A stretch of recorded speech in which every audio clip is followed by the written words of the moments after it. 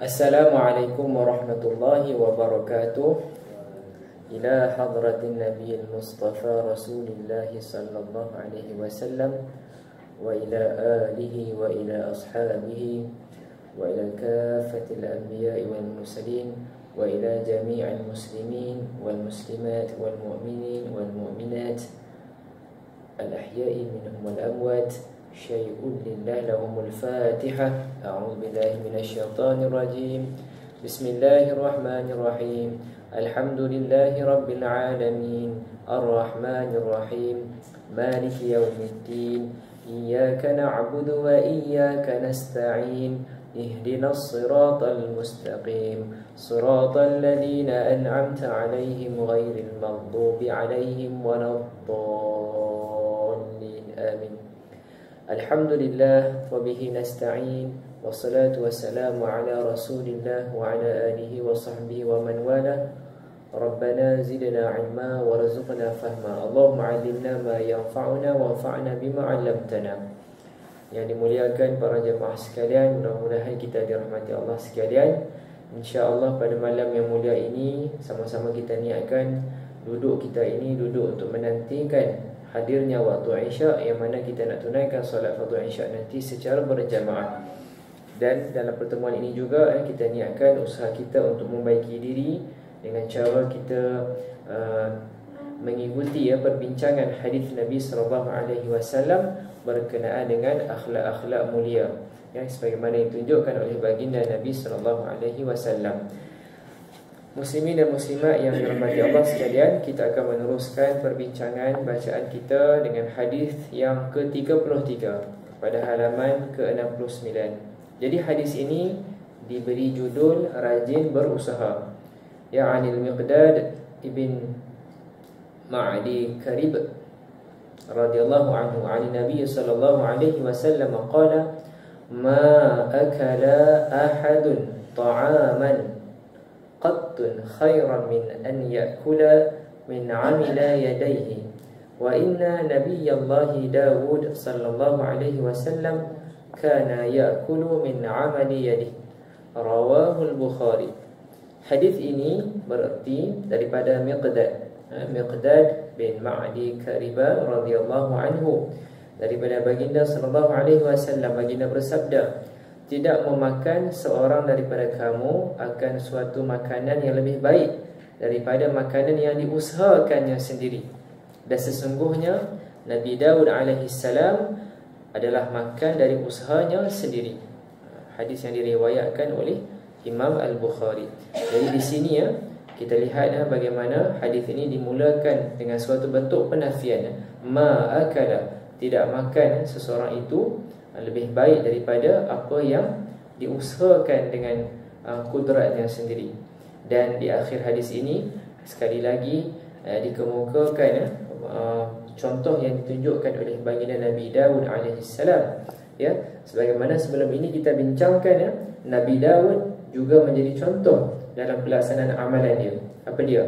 Iaitu puasa Nabi Dawud, iaitu selang-seli. Dia ada keseimbangannya. Hari ini berpuasa, esok tidak berpuasa, kemudian hari seterusnya diteruskan dengan berpuasa, dan selanjutnya. Manakala ibadah malam pula, juga ibadah malam yang dilaksanakan oleh Nabi Dawud adalah adanya tidur dan adanya qiyam. Tidak begitu ekstrim sehingga menafikan keperluan untuk tidur. Jadi ada keseimbangan tidur dan menjaga malam untuk solat. Dan di sini sekali lagi hadis ini menunjukkan kepribadian yang ditunjukkan oleh Nabi Dawud alaihissalam, yang mana baginda turut makan ataupun mempunyai pendapatan daripada usahanya sendiri. Kita lihat di sini dalam keterangan dalam yang dicatatkan dalam buku ini, kita lihat kita lihat pada perenggan yang ketiga. Di sini penulis menyatakan contoh yang ditunjukkan oleh Nabi Dawud. Nabi Dawud berusaha sebagai seorang tukang besi. Kemudian Nabi Nuh alaihissalam berusaha sebagai tukang kayu. Kemudian Nabi Sulaiman sebagai seorang raja yang mengatur pemerintahan. Dan yang kita kasihi, yang kita cintai, baginda Nabi kita sallallahu alaihi wasallam, pada waktu kecilnya baginda memelihara kambing, ya, berniaga pada waktu remajanya, dan memimpin negara setelah baginda berhijrah ke Madinah dan seterusnya. Baik, kita lihat juga dalam kalangan para sahabat, usaha untuk bekerja ini juga ditunjukkan oleh para sahabat baginda. Antaranya siapa, ya? Sayyidina Abu Bakar radhiyallahu anhu, peniaga yang kecil. Ada juga Sayyidina Umar radhiyallahu anhuma. Dan ada peniaga yang besar. Contohnya siapa? Uthman bin Affan, ya, kemudian Abdul Rahman bin Auf radhiyallahu anhuma. Mereka ini adalah ahli perniagaan yang besar, tokoh yang besar dalam kalangan para sahabat. Okey. Dan dalam kalangan sahabat Nabi, iaitu orang-orang Ansar, ada juga yang bertani. Jadi kita lihat, ya, menunjukkan bahawa agama kita ini agama yang dalam satu bentuk yang praktikal, ya. Kita melaksanakan juga usaha tersebut, ya, untuk memenuhi keperluan hidup kita, tuntutan fardu kifayah. Dan kita lihat, ya, dalam kalangan para ulama juga banyak contoh yang ditunjukkan, ya. Oleh sebab yang demikian, ulama-ulama Islam kita, selain daripada mereka mengajar ilmu, mereka juga bekerja untuk menampung keperluan hidup mereka. Antaranya ada ulama yang diberi gelaran Al-Attar, ya, iaitu beliau terlibat dalam jual beli minyak wangi. Kemudian Al-Qaffal, tukang kunci. Kemudian Al-Mawardi, peniaga air mawar. As-Say, tukang emas. Al-Warraq, peniaga kertas. As-Sabbagh, tukang celup kain. Az-Zayyad, peniaga minyak, dan sebagainya. Oleh sebab yang demikian juga kita lihat, ya, perbincangan dalam kitab-kitab fiqh ini, dalam Islam, kitab-kitab fiqh, ya, dia tidak terhad kepada perbincangan tentang solat semata-mata, tidak terhad kepada perbincangan zakat, zakat, puasa dan seumpamanya semata-mata. Namun juga merangkumi ilmu-ilmu yang berkaitan dengan muamalat. Kalau hari ini istilah ilmu-ilmu ini, kalau yang nak melibatkan urusan kita ni, ya, jual beli, hutang piutang, perniagaan, semua ni disusun di bawah fiqh muamalat, ya, muamalat, urusan kita sesama kita, ya. Merangkumilah pembiayaan, hutang piutang, ya, jual beli, upah dan seumpamanya, ya. Okay. Dan kita lihat secara kontemporari sekarang pun ada sarjana-sarjana kita, ya, pensyarah-pensyarah dalam bidang fiqh muamalat ini, mereka memberikan tumpuan, ya, kepada perbincangan ilmu ini. Ada yang menjadi penasihat syariah bagi bank-bank dan seumpamanya, ya. Baik. Jadi kalau nak dapatkan kepastian yang lebih terkini, maka eloklah kita berujuk kepada sarjana-sarjana, ulama-ulama yang menumpukan kepada perbincangan fiqh muamalat. Sebab perbincangan ilmu ini sentiasa berkembang. Jadi kena ikut kepada perkembangan semasa, ya. Baik. Itu hadis yang ke-33 berkenaan dengan rajin berusaha. Ini memberikan suntikan motivasi kepada kita, ya, untuk terus berusaha. Apa jua pekerjaan yang kita lakukan sekarang, semuanya adalah mulia, semuanya insya-Allah akan memberikan ganjaran keridaan Allah Taala kalau kita melakukannya dengan cara yang betul, ya, dengan ikhlas, insya-Allah. Baik, kita teruskan hadis yang ke-34. Hadis ini berjudul Rajin Bertanam. Rajin bertanam. An Jabirin radhiyallahu anhu qala qala Rasulullah sallallahu alaihi wasallam ma min muslimin yaghrisu gharasan illa kana ma ukila minhu lahu sadaqah wa ma suriqa minhu lahu sadaqah wa la yarzauhu ahadun illa kana lahu sadaqah. Rawahu Muslim.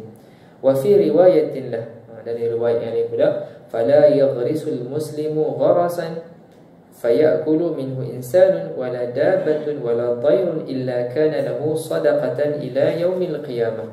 Arti hadis ini daripada Jabir bin Abdullah radhiyallahu anhu berkata, telah bersabda baginda sallallahu alaihi wasallam, tidak ada daripada seorang muslim yang menanam satu tanaman kecuali apa sahaja yang dimakan daripadanya itu melainkan menjadi sedekah. dan apa yang dicuri orang daripadanya menjadi sedekah, dan tidak diambil daripadanya oleh seseorang kecuali semuanya itu menjadi sedekah. Ini satu lagi lah, satu bentuk keyakinan yang kita nak pupuk dalam diri kita, bahawa umpamanya dalam kerja-kerja pertanian, apa yang kita tanam itu, pokok-pokok, tumbuh-tumbuhan, sayur-sayuran, buah-buah yang kita tanam itu, semua itu akan mendapat pahala sedekah. Sama ada yang berhasil, yang kita dapat tuai, kita jual kepada orang, kemudian kalau yang dimakan oleh orang secara tak betul pun menjadi sedekah juga, apa yang dicuri orang menjadi sedekah, dan semuanya itu akan dikira sebagai sedekah, Jadi kalau kita yakin benda ni, kita tak akan cepat maki hama lah. Kalau tanaman kita tu dilihat dah dimakan oleh binatang kan, buah-buahan semua tu kan, monyet ke kera makan maka kita yakin bahawa dengan keadilan Allah itu menjadi sedekah kepada haiwan-haiwan, Namun itu tidak menafikanlah ikhtiar kita. Kita ikhtiar jugalah macam mana caranya nak mengelakkan daripada buah-buahan, sayur-sayuran itu dimakan oleh haiwan-haiwan yang lain. Baik. Dalam riwayat yang lain pula, Nabi menyebutkan tidak menanam oleh seorang muslim akan satu tanaman, lalu tanaman itu dimakan oleh manusia ataupun binatang ataupun burung, kecuali semuanya itu menjadi sedekah baginya sampai hari kiamat. Jadi di sini kita lihat, tengok keterangan yang diberikan dalam kitab ini. Bertani merupakan satu usaha yang mudah dilaksanakan oleh setiap orang, Dan kita lihat, memang menjadi keperluan lah. Kita nak makan, perlukan makanan, yang ada sayur-sayuran kan, ada buah-buahan, maka perlunya ada sebahagian manusia yang melakukan kerja ini. Kalau semua orang kerja nak buat rumah kan, kalau semua orang kerja nak kerja kat bank saja, jadi siapa nak kerja tanam sayur? Siapa nak kerja pergi tangkap ikan kan? Jadi kesemuanya memainkan peranan, semuanya memainkan peranan. Dan di sini kita lihat, umpamanya dalam usaha kita tanam pokok ni kan, jadi pahalanya itu akan tersedia kepada kita, walaupun kita sendiri tak sempat nak memegang hasil tersebut, namun Allah janjikan pahala sedekah itu, Okey, kita masuk kepada hadis yang ke-35, muka surat 74.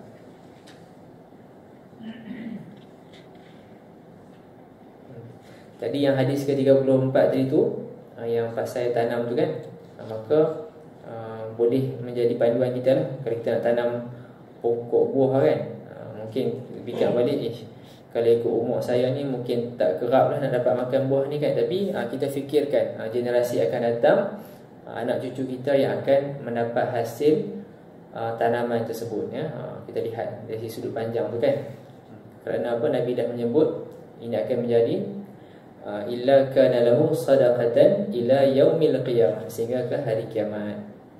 Okey, hadis yang ke-35 berkenaan dengan menjadi adil bila jadi pemimpin, berlaku adil bila menjadi pemimpin. Okey, an Abi Hurairah radhiyallahu anhu qala Rasulullah sallallahu alaihi wasallam, thalathatun la turaddu da'watuhum, as-saimu hina yuftir, wal imamu al-'adilu, wa da'watul mazlum yarfa'uha Allah fawqa al-ghamam wa yaftahu laha abwab as-sama'i wa yaqulu ar-rabb wa 'izzati la ansurannaka walau ba'da hin. Hadis ini diriwayatkan oleh Imam At-Tirmizi, baik. Arti hadis ini, 3 orang yang doa mereka tidak akan ditolak. Mari kita bagi perhatian. Ada 3 golongan ini yang Nabi beritahu, kalau mereka berdoa, doa mereka ini tidak ditolak oleh Allah Ta'ala. Yang pertama siapa? Yang pertama ialah orang yang berpuasa ketika berbuka. Itu golongan yang pertama. Jadi waktu Ramadan ini, waktu Ramadan nanti, jadikan kita punya kebiasaan untuk membanyakkan doa. Sebelum kita nak buka puasa semua tu, kita cuba luangkan masa untuk adakan zikir, salawat dan doa kepada Allah Ta'ala, Okey. Dan kalau hari-hari biasa ni kita carilah, kalau kita tahu siapa-siapa yang memang melazimi puasa sunat, kita minta doakan kita ke, ataupun kita sendiri puasa sunat kan, ataupun puasa qada, maka gunakan peluang tersebut untuk berdoa ya. Kerana Nabi dah bagi tahu dah, orang ini kalau mereka berdoa tidak akan ditolak oleh Allah Taala. Baik, yang kedua ialah pemimpin yang adil. Pemimpin yang adil ya. Maka ini merangkumi segenap peringkat lah. Tak semestinya pemimpin itu merujuk kepada khalifah sahaja yang berada pada tampuk kepimpinan paling atas saja, tak ya. Jadi kepimpinan ini banyak tahapnya. Okay, dan ketiga ialah doa orang yang kena zalim. Orang yang kena zalim, yang dizalimi, maka Allah Ta'ala akan mengangkat doanya ke atas awan dan membukanya bagi orang tersebut pintu langit. Dan Allah Ta'ala berfirman, demi kebesaranku pasti aku akan tolong walaupun setelah beberapa masa nanti ya.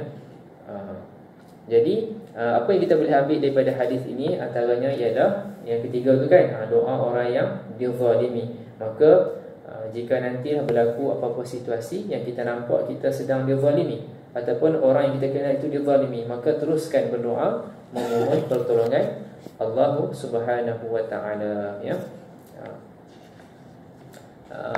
Bercakap pasal doa ini, saya baru malam tadi saya dengar balik rakaman pengajian kitab Bustanul Arifin yang ditulis oleh Al-Imam An-Nawawi rahimahullah ta'ala, yang mana beliau menukilkan ya, nasihat-nasihat yang disampaikan oleh para ulama yang mana mereka ni ada pengalaman rohani mereka. Antara nasihat yang diberikan oleh ulama kepada kita ialah berkenaan doa ini, antara benda yang kita kena bagi perhatian ialah kena usahakan makan benda yang halal untuk ikhtiar kita supaya Allah Ta'ala makbulkan doa kita. Benda ni kena jaga. Tak boleh kita biasa makan benda haram, kemudian kita nak expect Allah Ta'ala terima doa kita. Maka kena bagi perhatian. Ulama memberikan perhatian kepada aspek makanan yang halal sebagai salah satu syarat untuk dimakbulkan doa oleh Allah Subhanahu wa Ta'ala ya. Jadi lihat di sini, bila kita puasa, kita banyakkan berdoa, ataupun kita minta jasa baik orang yang berpuasa, yang selalu berpuasa untuk doakan kita dan umat Islam. Kemudian pemimpin yang adil pemimpin yang adil. Dan yang ketiga ialah orang yang dalam keadaan dizalimi ya. Maka berdoalah kepada Allah Ta'ala dan insya-Allah Allah Ta'ala akan makbulkan doa tersebut. Baik. Hadis yang seterusnya, hadis yang ke-36 pada halaman 76 ya. Jujur dalam berniaga. Jujur dalam berniaga. Okey. An Abi Sa'id Al-Khudri an Nabi sallallahu alaihi wasallam qala at-tajiru as-saduq al-amin ma'an nabiyyin was-siddiqin wash-shuhada. Rawahu At-Tirmidzi wa Ibnu Majah ya.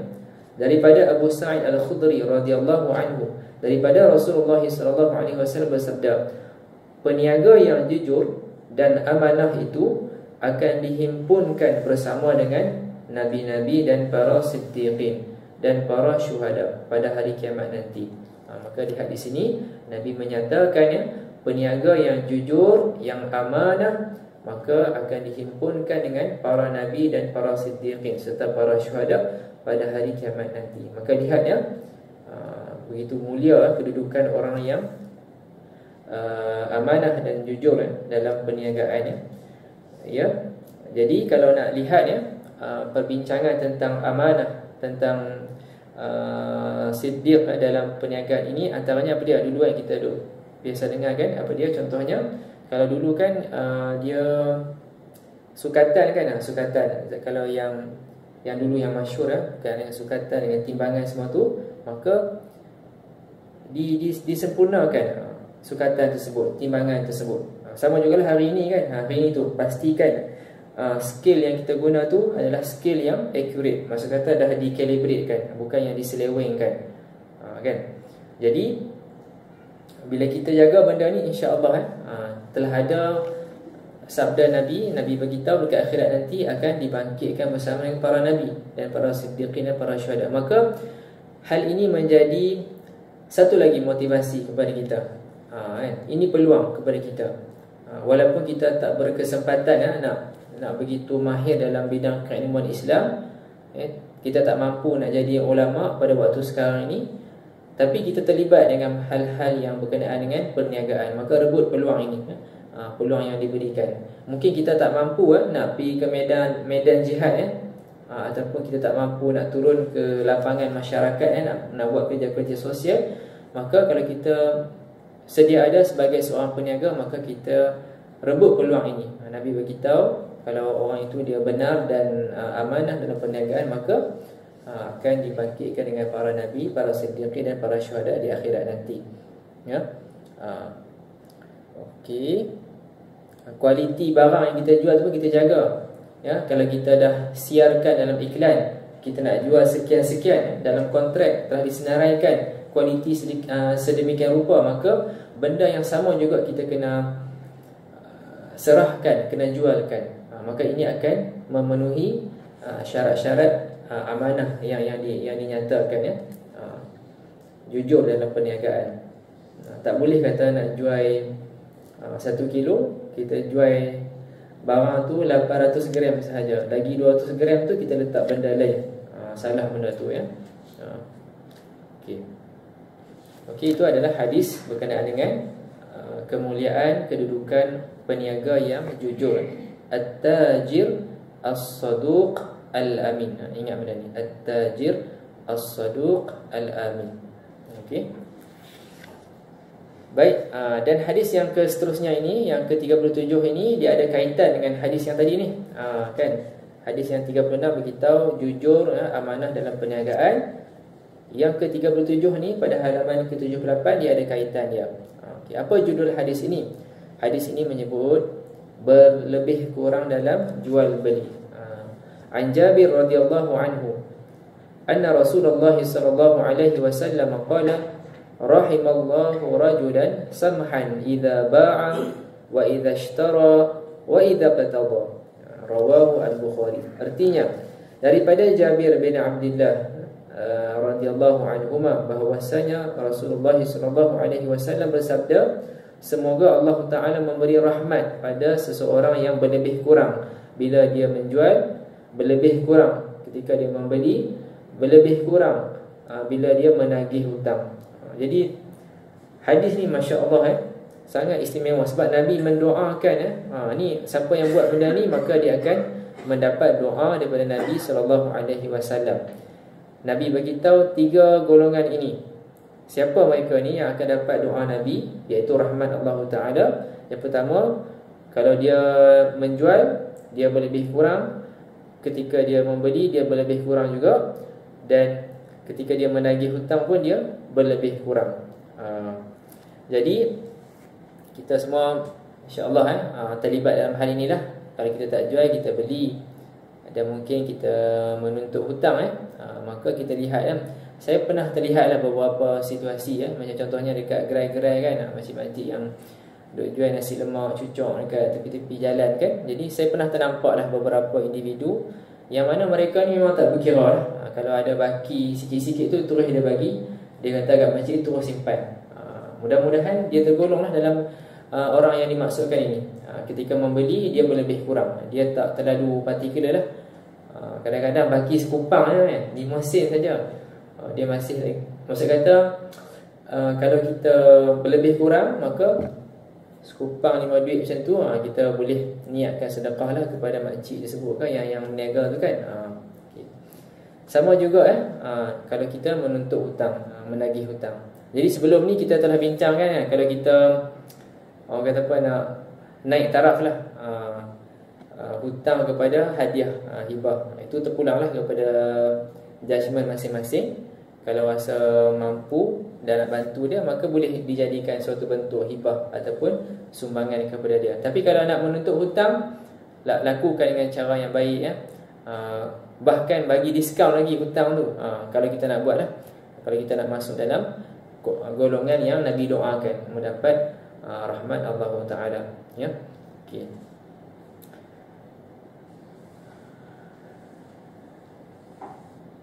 Dan yang ni pun kita boleh fikirkan juga bila kita berjual beli ni, janganlah orang kata apa, terlalu nak perah, istilah dia nak perah sangat sampai harga tu kita nak pulas sampai habis, sampai orang yang menjual itu pun dah tak ada dah peluang nak menjana untung. Jadi kita kena beri perhatian lah. Mudah-mudahan dengan kita ada pertimbangan ini, kita tergolong dalam golongan yang ada samhan semasa membeli barang. Kita pun ada pertimbangan juga. Kita tahu orang yang berniaga ni pun dia seorang yang jujur, umpamanya kita kenal dia, dan dia pun bukannya jenis orang yang nak bermewah-mewah. Kita tahu dah. Jadi janganlah kita duk kerah sangat-sangat sampai pulas harga habis dah, dia tak dapat nak untung dah. Okey, baik. Itu hadis yang ke-37. Baik. Maka dua hadis ini memang berkait rapat dalam urusan perniagaan. Perniagaan. Jadi lihat betapa luasnya rahmat Islam ini. Peluang kita nak mencari redha Allah Ta'ala ini tidak terbatas kepada ibadah-ibadah khusus atas tikar sejadah semata-mata. Tidak terhad kepada ibadah-ibadah yang melibatkan solat semata-mata. Memang kena solat, kena jaga solat, namun di luar sana masih banyak lagi peluang untuk kita cari untuk mendapatkan keredaan Allah Ta'ala. Gunakan situasi yang kita ada. Teruskan hadis yang ke-38. Hadis berkenaan dengan membayar hutang dengan baik. Dalam Al-Quran, surah ayat mana yang paling panjang? Satu muka surat kalau ikut Mushaf Rasam Uthmani. Dalam surah Al-Baqarah, ayat tentang hutang. Jadi sebelum kita masuk perbincangan hadis ini, maka kita buat ulang kaji baliklah. Kita ingat balik bagaimana ayat Al-Quran sangat terperinci menceritakan tentang urusan hutang piutang, sampai satu muka surat. Satu muka surat. Kalau Rasam Uthmani tu kan, satu ayat tu berkenaan dengan hutang sahaja. Maka ini panduan yang diberikan oleh syariat Islam untuk kita menjaga kebajikan semua pihak yang terlibat, supaya tidak ada penindasan hutang piutang. Okey. Judul hadis ini ialah membayar hutang dengan baik. An Abi Hurairah radhiyallahu anhu anna rajulan atan Nabiy sallallahu alaihi wasallam yataqadahu fa'aghladha lahu fahamma bihi ashabuhu faqala Rasulullah sallallahu alaihi wasallam da'uhu fa inna li sahibil haqqi maqalan thumma qala a'tuhu sinnan mithla sinnihi qalu ya Rasulullah la najidu illa amthala min sinni qala a'tuhu fa inna khairakum ahsanukum qada'an muttafaqun alaih. Yang disepakati oleh Imam Bukhari dan Imam Muslim. Kita lihat hadis ini daripada Abu Hurairah radhiyallahu anhu berkata bahawa seorang lelaki datang kepada Rasulullah sallallahu alaihi wasallam kerana mahu menagih hutang daripada baginda, dan dia pun mengesatkan perkataannya di hadapan baginda. Okay, ada seorang lelaki ni datang kepada Nabi nak tagih hutang dia daripada Nabi, dan dia mengesatkan perkataannya. Melihat keadaan ini, hampir-hampir sahaja sahabat Nabi melakukan sesuatu yang jahat terhadap orang tadi, sebab dia berlaku kasar kepada Nabi. Maka Nabi berkata, biarkanlah dia berbuat demikian, kerana orang yang memiliki hak itu ada kebenaran untuk dia bercakap sesuatu. Dia merujuk kepada orang tadi tu, dia nak menuntut hak dia, nak menagih hutang daripada Nabi. Kemudian Nabi SAW bersabda, bayarkan kepadanya seekor binatang yang sama umurnya dengan yang aku hutang dahulu. Sahabat menjawab, wahai Rasulullah, kami tidak mendapati kecuali yang lebih tua dari umur yang engkau berhutang dahulu. Nabi suruh bayar balik binatang yang sama umur sebagaimana yang Nabi berhutang dahulu. Kemudian sahabat beritahu, sahabat tak dapat menjumpainya kecuali yang lebih tua. Okay. Lantas Nabi menjawab, bayarkanlah kepadanya, kerana orang yang paling baik dalam kalangan kamu ialah orang yang paling baik cara bila dia membayar hutang. Jadi tengok bagaimana Nabi dihampiri oleh orang yang menagih hutang dalam, orang kata apa, approach yang tak sopan lah kan. Sampai sahabat Nabi yang ada di sekeliling itu pun rasa nak bertindak, sebab orang tu kasar terhadap Nabi kan. Namun Nabi beritahu orang itu ada hak untuk dia menagih hutang, menuntut hutang itu. Maka Nabi perintahkan para sahabat untuk bayar hutang kepada orang tersebut. Di sini kita lihat keterangan bagi hadis ini. Okey, kita lihat saya tertarik yang dekat dua tu lah. Yang perenggan kedua tu, penulis bagi tahu, dia kata sewajarnya orang yang berhutang tu, orang yang ambil hutang tu kan, dia sepatutnya yang bertanggungjawab untuk kembali kepada orang yang dia ambil duit lah, yang hutang untuk bayar ataupun untuk update. Tapi situasi yang berlaku hari ini, orang yang bagi hutang tu pula yang kena selalu tanya balik, bila nak bayar hutang saya kan.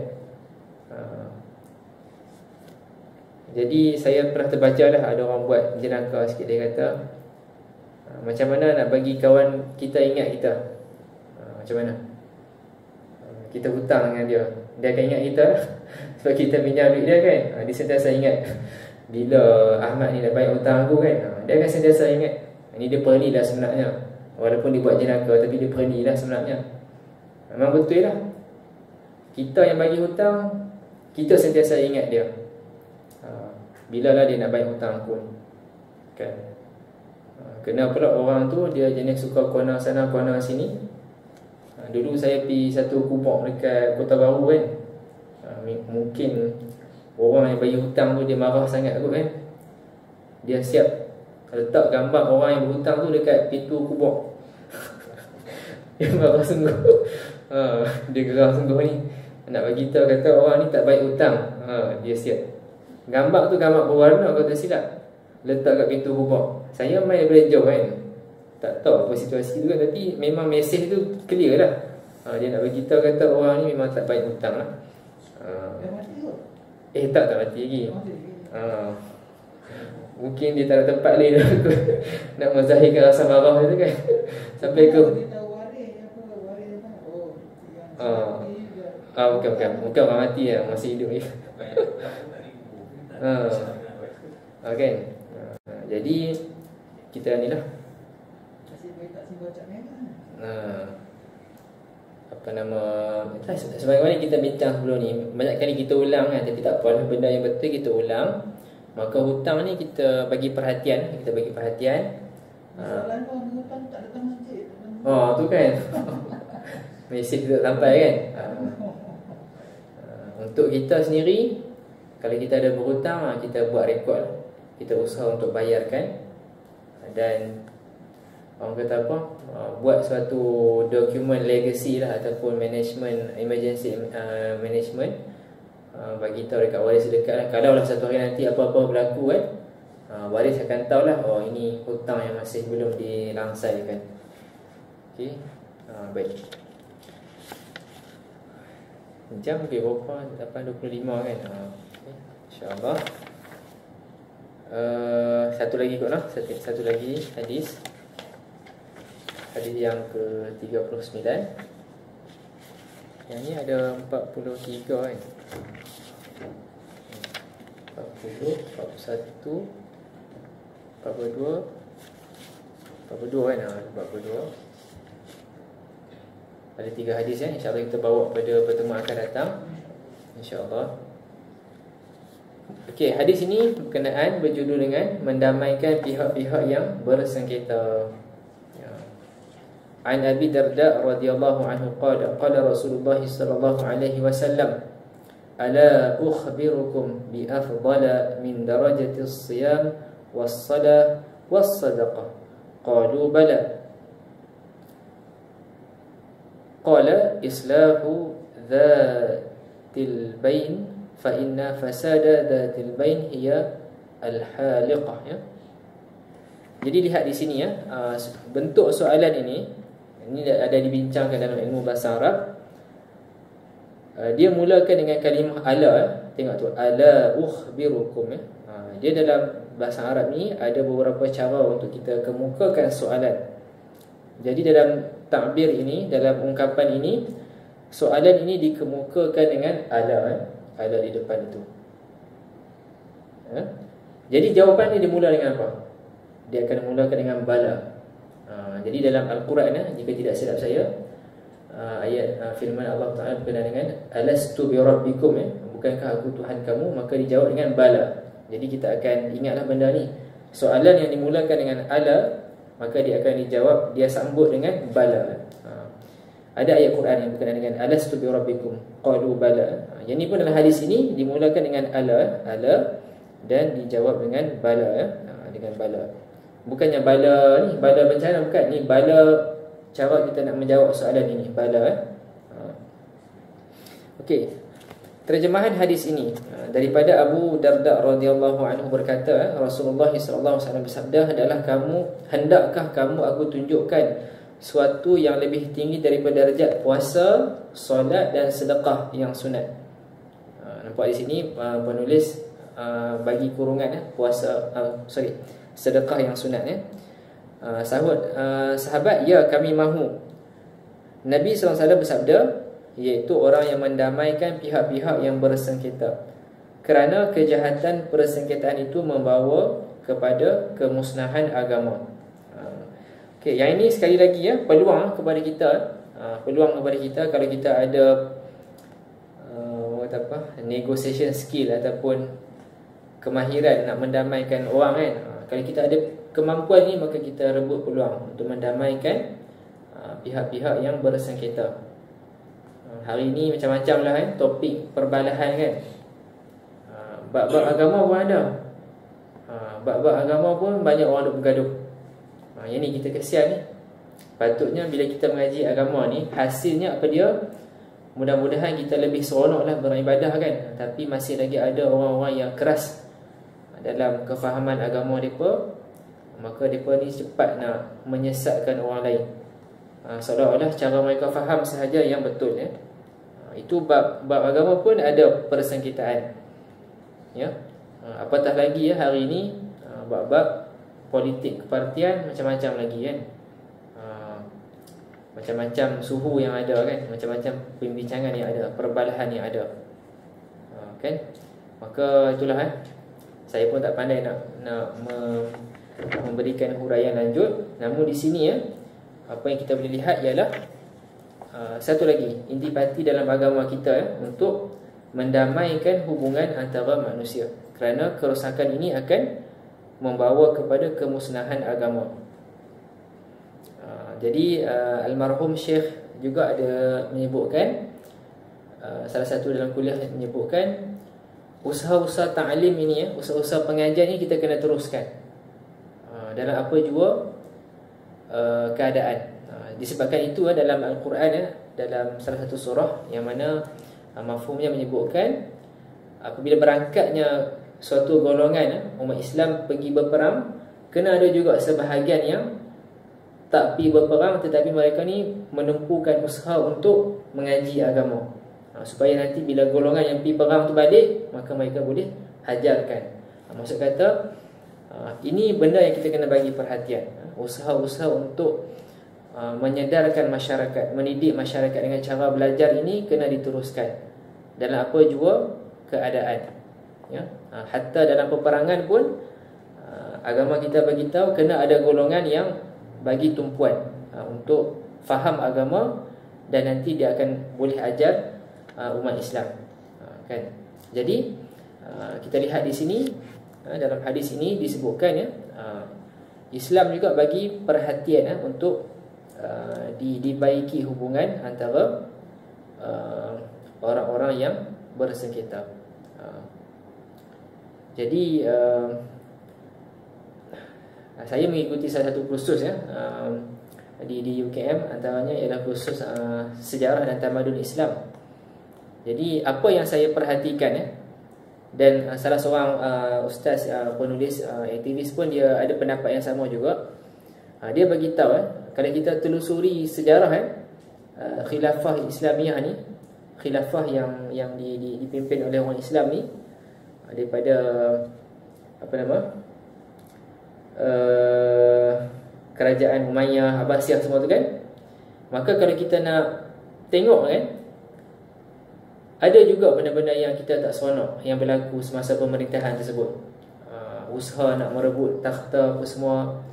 Jadi kalau nak disenaraikan, nak shortlistkan pemimpin-pemimpin yang betul-betul yang kata apa, nilai takwa tu tinggi, bila kita nak shortlistkan tu memang akan tinggal sikit saja. Benda ni memang kita dapat perhatikan nantilah kalau kita semua ada kesempatan untuk mengaji sejarah dan tamadun Islam. Maka itulah suatu realiti lah, realiti. Hari ini pun bukan kata nak tunggu ada kerajaan yang memerintah satu dunia. Kita lihat pada peringkat negara kita ni pun ada banyak cabaran yang berlaku, permusuhan yang berlaku kan dalam kalangan masyarakat kita. Oleh sebab yang demikian kita lihat, sebab itulah di sini Nabi menyebutkan kedudukan orang yang boleh mendamaikan antara orang Islam yang bersengketa ini. Posisi dia lebih tinggi daripada orang yang berpuasa, yang bersolat, yang bersedekah. Maksudnya puasa yang wajib lah. Puasa yang sunat. Nanti kalau dia salah faham, dia tak mau semayang, dia tak mau solat yang wajib, dia tak mau bayar zakat, dia pergi buat benda ni saja. Maksud di sini ialah amalan-amalan yang sunat, puasa yang sunat, solat yang sunat, sedekah yang sunat. Okey, baik. InsyaAllah alhamdulillah kita dah sampai ke pengakhiran untuk sesi pada malam ini. Dan insyaAllah minggu depan ni boleh kata selesai kita punya perbincangan kita. Dan mungkin saya akan cuba dapatkan beberapa konten ataupun bahan-bahan untuk mengisi masa yang akan datang nanti. Sebab 3 hari saja nanti, mungkin ada masa berbaki, mungkin saya boleh kongsikan benda yang lain juga. Namun secara khulasahnya ialah, kalau ikut daripada awal kita dah bincang, kita dah bincang 39 hadis Nabi berkenaan dengan akhlak kan. Jadi lepas ni terserah pada kita lah macam mana kita nak hidupkan ilmu-ilmu ni dalam bentuk amali, bentuk-bentuk amali. Ulama kita bagi tahu hari ini keilmuan itu bukan sekadar dikira berdasarkan berapa banyak yang kita tahu sahaja. Sebab Syekh Google lagi banyak dia tahu daripada kita. Syekh Wikipedia lagi banyak dia tahu. Syekh YouTube lagi banyak dia tahu daripada kita. Okey, tapi semua tu adalah mesin-mesin yang tak boleh menterjemahkan dalam bentuk takwa, dalam bentuk akhlak. Maka sebab itulah penekanan tentang akhlak ni sangat diberikan oleh para ulama kita. Kita bukan sekadar kita tahu banyak, tapi kita nak terjemahkan dalam bentuk amalan akhlak kita juga. Bila kita solat, kita tahu bahawa solat kita ini nak diadili, nak diperiksa, dihisab oleh Allah Ta'ala. Maka kita akan usahakan semampu yang mungkin solat kita itu solat yang berkualiti, yang nanti insya-Allah akan dihisab dengan mudah, diterima oleh Allah Ta'ala. Maka pada masa tu kita dah tak sibuk dah nak memikirkan apa orang nak kata. Kan? Yang penting kita dah nampak solat kita tu nanti solat yang nak diterima oleh Allah Ta'ala. Bila kita berhutang, kita akan nampak benda ni suatu benda yang kena diberikan perhatian. Kalau tak selesai kat dunia, maka akan diselesaikan di akhirat nanti. Jadi ini antara yang kita nak cuba pupuk lah, nak amalkan dalam kehidupan kita. Sebab tu kadang-kadang bab-bab akhlak ni tak ramai orang yang gemar untuk berbicara lah. Kadang-kadang kalau bab-bab yang berbeza pendapat ni, mereka suka berbicara sebab dia boleh menzahirkan dia lebih berpengetahuan. Tapi bab-bab akhlak ini agak berat lah, sebab nak kena ditunjukkan dalam bentuk praktikal. Mudah-mudahan kita mendapat pimpinan Allah Ta'ala, ada kekuatan untuk mengamalkan apa yang kita belajar. Banyak ni. Nanti bolehlah balik rumah, nanti boleh ajar balik kepada ahli keluarga kita kan. Ilmu-ilmu yang kita dapat hari ni, insya-Allah. Hadza wabillahi taufiq wal hidayah. Assalamualaikum warahmatullahi wabarakatuh. Insya-Allah kita jumpa lagi.